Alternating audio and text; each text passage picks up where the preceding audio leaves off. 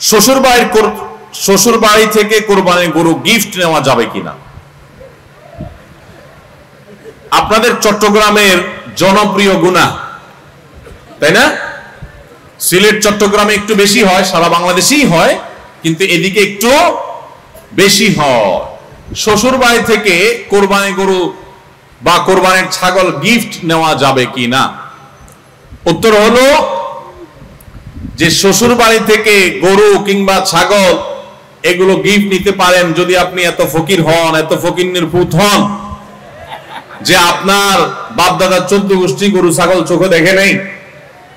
তাহলে সেক্ষেত্রে আপনি গরিব হলে, এই ফকির হলে যদি ভিক্ষা চান শ্বশুরের কাছে, আর শ্বশুরের আল্লাহ অঢেল সম্পদ দেয়, দয়া করে মায়া করে খুশি মনে যদি দেয়, বহু যদির পরে আপনার এই গরু হালাল হতে পারে। কিন্তু আমাদের সমাজে সচরাচর এই শ্বশুর বাড়ি থেকে কোরবানি গরু ছাগল দেওয়ার যে প্রচলন আছে, এটা যৌতুক হিসাবেই দেওয়া হয়। আর এই যৌতুক হিসাবে কোরবানির গরু ছাগল শ্বশুর বাড়ি থেকে নিলে সেটা জায়েজ হবে।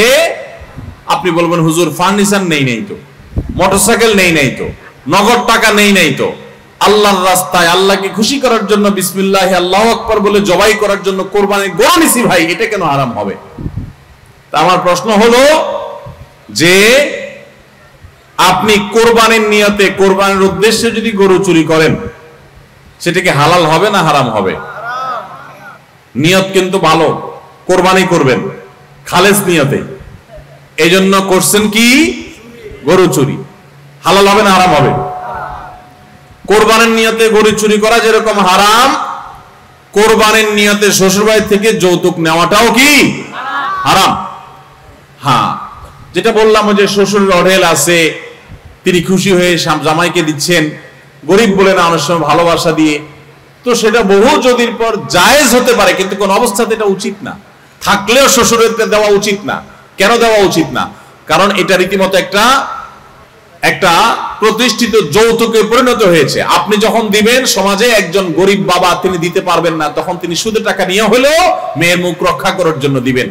যে সমস্ত ফ্যামিলিতে ছেলের বউকে কোরবানির গরু, কোরবানির ছাগলের জন্য চাপ দেন, আপনার জীবনে গোশত এত কম খাইছেন, এত গরিব মানুষ আপনি।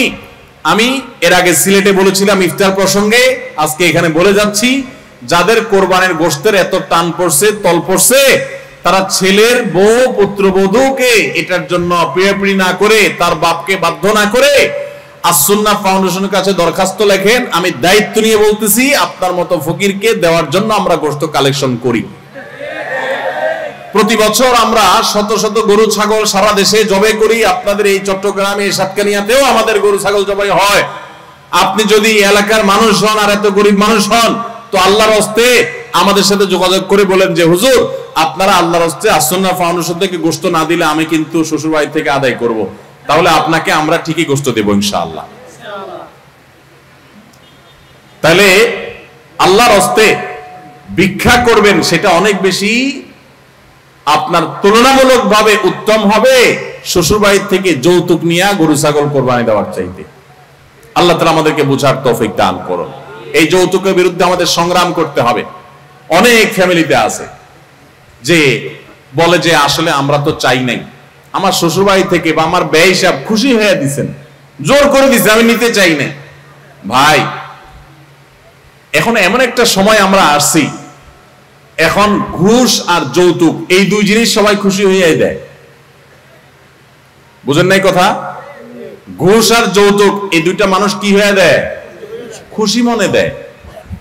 কারণ বেজার মনে যদি দেয় তাহলে তো খবর আছে। বুঝেন নাই?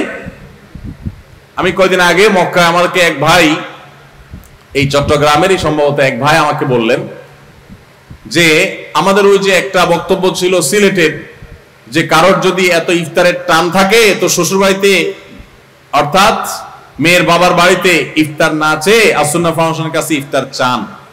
এই কথা কেউ কোনোভাবে লিখছে, সেটা ইমো বা এরকম কোন জায়গাতে স্টোরি হয়ে গেছে, নিজের অজান্তে হয়তো টিপাটিপি করে স্টোরি হয়ে গেছে। তো যার স্টোরিতে ওটা ঝুলতেছে ওই লোকটা আবার কোন মেয়ের বাবা। তো সে বেচারা মেয়ের শ্বশুর বাড়িতে খুব ধুমধাম করে ইফতার আইটেম গুলো কিনে কিনে পাঠাইছে মেয়ের সুখের জন্য।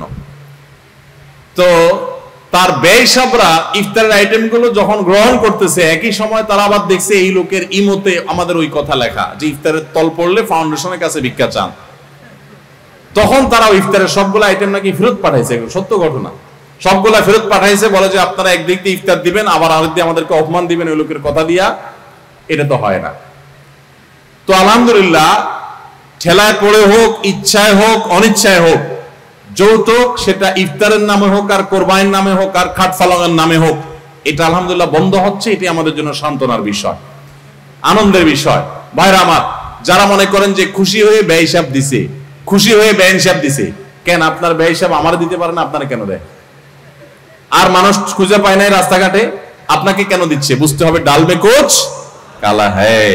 আপনাকে সাধে দিচ্ছে না, ওই মেয়েটার সুখের জন্য দিচ্ছে। জানে আপনি ऐसा ছোট লোক না দিলে, উপর দিয়ে কিছু না বলেন, মেয়েটার কষ্ট হবে, তাকে নানাভাবে কষ্ট দিবেন। আপনি না দেন, আপনার আত্মীয় স্বজন দিবে, অন্য মহিলারা খোঁচাবে এবং তার মুখটা ছোট হবে। এই জন্য তার বাপ বাধ্য হয়ে দিচ্ছে। আল্লাহর ওয়াস্তে এই যৌতুক থেকে মুক্ত হওয়ার চেষ্টা করেন। একজন বাবা তার মেয়েকে, একজন মা তার মেয়েকে জন্ম থেকে বড় করে একজন প্রাপ্তবয়স্ক মানুষ বানিয়ে শিক্ষিত করে তারপর আপনার কাছে দিয়ে দিয়েছে, বিয়ে দিয়ে দিয়েছেন, আপনার সংসারে চলে আসছে সারা জীবনের জন্য। মানুষটাকে গড়ে তুলছেন তার বাপ মা, আর তার সুফলটা ভোগ করছেন আপনি। আপনার উচিত বরং শ্বশুর বাড়িতে গিয়ে শ্বশুর শাশুড়িকে খেদমত করা, টাকা পয়সা দেওয়া, হাদিয়া তোফা দেওয়া। কারণ তাদের আস্ত একটা মেয়ে তুলে নিয়ে আসছেন। কত বড় ছোট লোক হলে তারা আস্ত একটা মেয়ে তুলে দিচ্ছে, আবার সাথে আপনি যৌতুক আশা করেন। এই সমস্ত কুপ্রথার বিরুদ্ধে আমরা সংগ্রাম করবো তো ইনশাআল্লাহ। কারা কারা শ্বশুর বাড়ি থেকে গরু ছাগল নেবেন? হাত তোলেন।